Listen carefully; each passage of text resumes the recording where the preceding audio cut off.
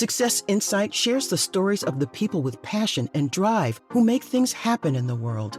Here's your host, Howard Fox.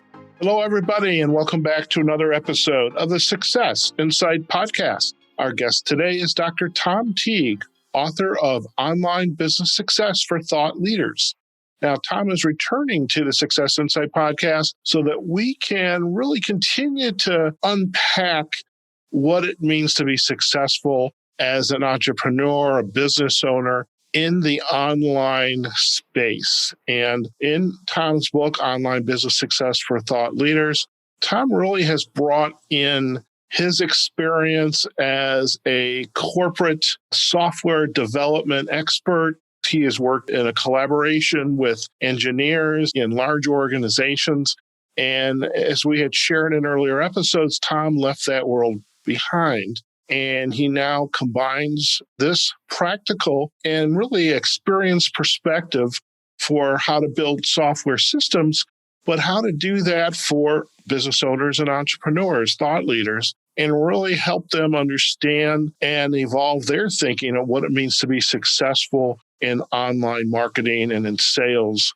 And what he does is he coaches leaders in a very systematic way.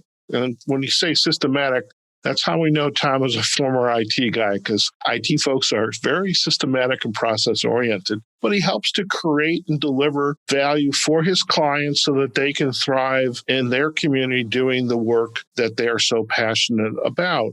And during our conversation with Tom, we were introduced to the 4 steps to the online business success system. In our second episode with Tom, we talked about clarifying business strategy. And the third episode, we talked about selecting systems. And now we have another feature for you today. This is going to be step 3, creating online assets. So without further delay, Tom, welcome back to the Success Insight podcast. Thank you, Howard. So glad to be here, and thanks for having me. My pleasure. Really, and in the spirit of full disclosure, I can always tell when I'm going off script, but I was doing my best to keep that right on the line, so I didn't give everything away, because you have so much value that you're going to be sharing with our listeners today. And if we can kind of dive in and let's hear about creating those assets, because I know I have crossed that path, you've crossed that path, as well as your clients have. So let's get into the creation of those online assets. All right, Howard. Well, today there's, in this section of the book, it's part 3, as you said, and there really are 3 more chapters in this section. Chapter 9 is about understanding the assets that you need to build to support the online customer journey. Now, you might remember from a previous episode in chapter 4, we talked about the customer journey. The next chapter is chapter 10, acquiring the skills you need to build online assets. And then chapter 11 is about defining the specific assets you need to support your customer journey. Now, you might be saying, what is the heck is an online asset? Yeah, that's actually, I can guarantee you have a lot of folks who are listening to this podcast are thinking, what the heck is that? So an asset is like any business. When you invest in something, it's a business asset that you create that in itself will help you generate revenue for your business. So think about it as it's the investment you're making in online things, widgets. And we'll get into the details of that. But basically, there are things like web pages and emails and forms and buttons and links and all the pieces that go into the customer journey and supporting the online conversation with customers, online marketing and sales conversations. I call all of those individual pieces I call them assets. So that's what they are. It's interesting when you were introducing this concept and without really going in, I was actually thinking the asset is something I'm going to use to give away to my customer as a way, for example, to get their name and email address on my email list. But what you're saying, it's much more than that. It's more than just that. I mean, that's what you just described as an example. We've talked about giveaways, like having someone opt in to get a free download or a free video or something that you've prepared for them. So there's a little online conversation that occurs where on your website, you have what we call an opt-in page. And on the opt-in page, there's a little form where the prospective customer can give you their contact information, their name, their email, sometimes their phone number, so that you can send them text messages and things like that. And then there's a button where they click the button that sets off a couple of things. So there's an automation that basically captures the information, the contact information, puts it in your customer database or in your leads database. And then you can automatically send an email response to say, hey, thank you for requesting your free thing. And by the way, here's some additional free value. And by the way, if you ever need to get back and download that again, here's a link to go back to there and get that. So you can kind of start a conversation with someone. They say, I'm interested in this topic. Yes, you can contact me by email. And here's my contact information. So I have a question then, Tom. Last episode we talked about selecting systems and the ability to capture that name and email address, sending out the email. Those could be multiple systems in a WordPress kind of environment. That's correct, Howard. One thing about WordPress is that the WordPress themes, depending on which one you get, they may or may not be that great for setting out, say, something simple like an opt-in page. What happens is people will then, well, just get a web page builder for marketing systems. And one example of that is Lead Pages, for example. Another one is Unbounce. And there are several kind of standalone web page building systems you can get. But then those systems don't necessarily handle the customer database and the email automation. In addition to the marketing opt-in page, you would then need to go get an email, sometimes they're called CRM systems, where you basically are capturing people's email and you're automatically sending an email response to that. You know, I recall you just brought back a flood of memories. So when I first started, my email opt-in or web page was Lead Pages. I remember that now. And then my email service at the time, I think it was originally like Aweber or ConvertKit. And so you have to keep track of not only your website, but you also have to keep track of, as you are saying now, those two additional online assets. Right. So, for example, that's like 3 systems to do one fairly simple task. That's one of the reasons I recommended in part 2 to streamline your systems if you can. And I definitely recommend getting an integrated system that allows you to do the marketing, the email, and the website, say, all in one system. Okay. So what's next? Yeah. So I got the other thing that occurred to me, again, from my software background, is the idea of an asset. It's like, and I don't want to go too off the deep end here, but they're like objects and object-oriented programming, where you can basically put these objects together in different ways.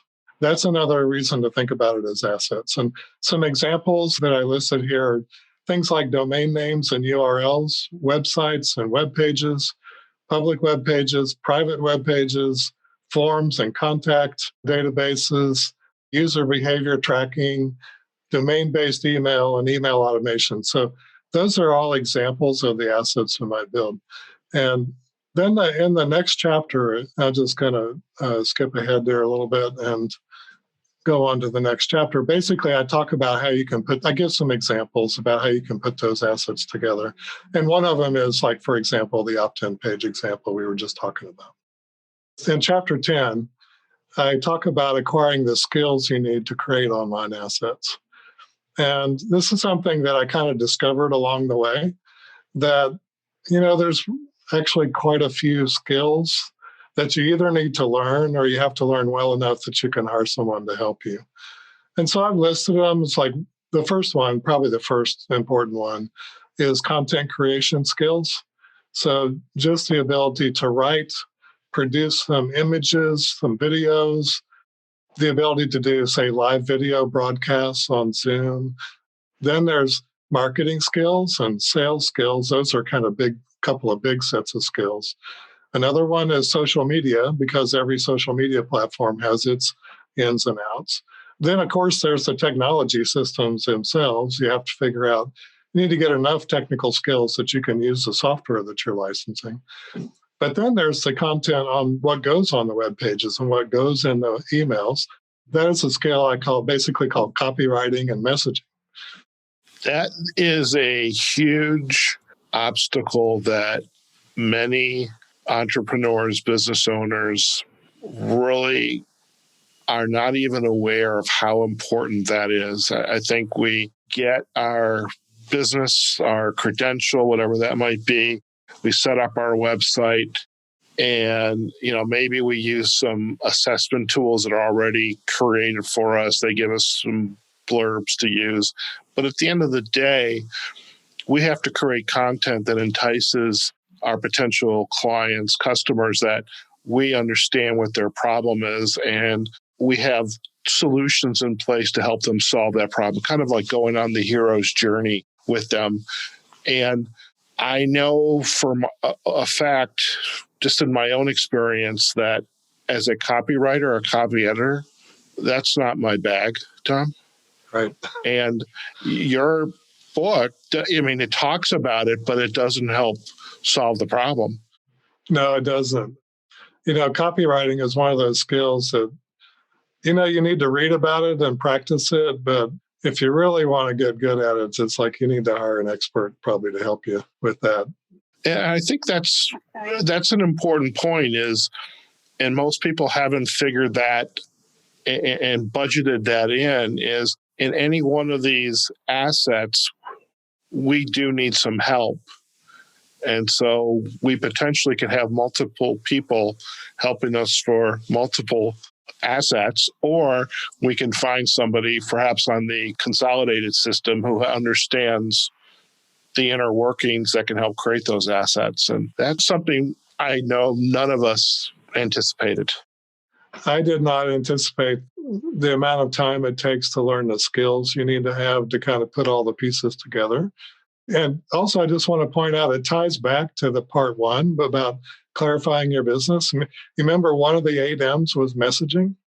You need to spend some time talking with your target market, the people who you may want to help, to really understand in their language what problems they're struggling with and get clear in your own mind, how can you help people with those sorts of problems. And that's how you craft the messaging on your web pages and in your emails, is to connect with your prospective customers using their language and telling the stories that they're telling themselves going around in their head, Right. Oh, how am I going to do this? What do I need to do this? It's just like all those problems that run around in our heads. That's what messaging and copywriting is about. It's about hooking into that internal conversation and say, oh, there's somebody here who might be able to help me with this. Very important. Sure. What else we got? Oh, got some other things like, branding, graphic design, all of us are not necessarily great artists, so we do want our website to reflect our values, our quality, the color choices that we like, the font choices that we like, and that reflect the brand that we're trying to create. Then there's some more technical things like web page analytics and search engine optimization. Those are things that I certainly don't have expertise, but I know that there are others who do. And then another one I mentioned on the list was joint venture marketing. It's a special kind of marketing. And there are people who really know how to do that and help you figure out and set that up. And then there's, online advertising. I'll talk about another specialty topic. It's a bit of a mystery. How do you get good at advertising so that it actually converts and helps you make sales? It's like Facebook ads, Google ads, YouTube ads. Oh, yeah. Right. Yeah, exactly. And then there's the last few, which are publicity and broadcasting. So, for example, getting a TV interview. How do you go about getting that? How do you get the traditional news media organizations to actually know about you and to help promote you? Another one is if you ever decide to do a live event that has multiple, like maybe 100 people in it, you probably need to get some help from a live event planner, because the logistics of supporting 100 people is way different than supporting 10 or 15 people. And then finally, customer support. Every business has customer support needs. And so in the beginning, you're going to be doing that, but you're going to find as you become more successful, you're going to spend more of your time doing that, and it's not the highest value use of your time. So you hire people on your team, to help you with customer support. The point of talking about all that is when you're looking ahead, think about having a little team of people to help you, because chances are you're going to need it. Well, it's what's really interesting is many of us are working in corporate America or have worked in corporate America. I mean, 2020 has been a case study of unemployment, forced unemployment, and having to figure out how can I make a living doing something else. And yes, you have a skill, a side hustle, whatever you want to call it. And then there's that mindset, I've got to build a website. And there's this feeling, if I build it, everybody's going to come. And it's like, and the reality is, no, they're not. Maybe your friends and family will come, but eventually even they're going to stop. And so you have to have these systems in place and processes in place to essentially create the business, have it stick and grow and be successful so you can offset the fact that you no longer have a day job to go to. You have to make a living doing this work. This is hard stuff. There are a lot of details and a lot of skills, but I will say this, to pick an example. I mean, creating a video used to be a big deal, but anymore, it's really not that big of a deal to create a video. Everybody's doing their videos, they're doing their selfies and their Facebook lives. And, so it's not that hard to make videos. So I guess the point is the technology is helping because things are easier. But some of those things like copywriting and branding and graphic design and the technology behind search engine optimization and all, those are things that you have to actually study up on, This is a journey. This is like having the infamous AAA triptych. Here's the steps along the way. This is what I need to get done. What else we got? The last chapter 11 in this part talks about basically bringing those things together. The assets and the skills, bring them together to support the customer journey. The good news about all this is if you have a very clear customer journey that you've laid out in chapter 4, then you only have to focus on the assets you need to support the customer journey. And I just want to say that's a really important mindset shift, because a lot of us, when we've gone out and we've invested in these online marketing training and so forth, people who teach it, they teach all sorts of different ways. But it's like, I just need to know one way, which is to support the customer journey that I design. That's what the last chapter in this section is about. It talks about basically what assets do you need to build to support the customer journey. And there's also a really important point that I make in this chapter, which is the customer experiences your customer journey from front to back. In other words, they meet you on social media. They may get to your website with like a free opt-in page, like what we were just talking about earlier. You may engage them in a funnel where they maybe come to a webinar, and then from a webinar, they may purchase a product or a workshop or something like that. So the customer experiences it that way. But when you are the owner and you're building it, you actually need to build it in reverse order. Think about your customer journey, and then you start with the offer. And you start with, how do I take a payment for that offer? Then you say, what sort of a sales page do I need for that offer to make the final sale? And then you say, what sort of marketing technique am I using? Am I using a funnel? Am I using a webinar? There's different marketing techniques to get to the sales page. And then it's like, well, how do I get them into my marketing conversation? Oh, that's where I need to do that free offer to get their email address so I can correspond with them. And how did I get that? Oh, I put some posts on my social media platform and I brought them to my blog. And from my blog, they saw my free offer. And then they went from there. But the point is that when you're building it, you build it from the back to the front. What a journey, Tom. What a journey. I want to thank you again for joining us on the Success Insight podcast and continuing to unpack what it means to be a thought leader and also to thrive in the online business world and to be successful at it. Tom, if our listeners would like to learn more about you and your work, where are the best places for them to go?